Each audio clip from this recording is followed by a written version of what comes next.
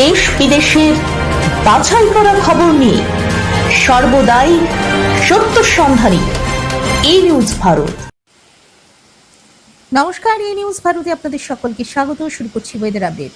শুক্রবার দিনভর গরমের পর বিকেলের পর থেকে কলকাতা সহ রাজ্যের প্রায় সব জেলাতেই হতে পারে ঝড় বৃষ্টি হতে পারে উত্তরবঙ্গের জেলাতেও, তবে তাপমাত্রা কমার কোনো সম্ভাবনা নেই, বরং বজায় থাকবে গরম এবং অস্বস্তিকর আবহাওয়া। প্রচুর পরিমাণে জলীয় বাষ্প ঢুকছে স্থলভাগে। কলকাতার সকাল থেকেই আংশিক মেঘলা আকাশ। দুপুরের পর থেকে বজ্রবিদ্যুৎ সহ বৃষ্টির আশঙ্কা। হালকা থেকে মাঝারি বৃষ্টির সঙ্গে 30 থেকে 40 কিলোমিটার বেগে দমকা ঝোড়ো হাওয়া বইতে পারে। ঝড় বৃষ্টিতে তীব্র গরম থেকে রাতের দিকে সাময়িক স্বস্তি মিলবে, তবে শনিবার থেকে ফের বাড়বে তাপমাত্রা।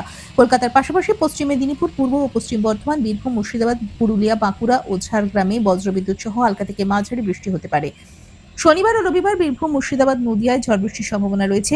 বৃষ্টি হলেও গরম এবং অস্বস্তি বজায় থাকবে। দার্জিলিং এবং জলপাইগুড়িতে ভারী বৃষ্টির পূর্বাভাস। বৃষ্টির পরিমাণ হতে পারে 70 থেকে 100 মিলিমিটার।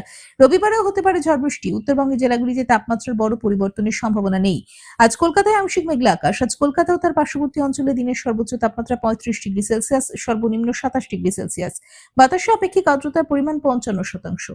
ব্যুরো রিপোর্ট, ই নিউজ ভারত।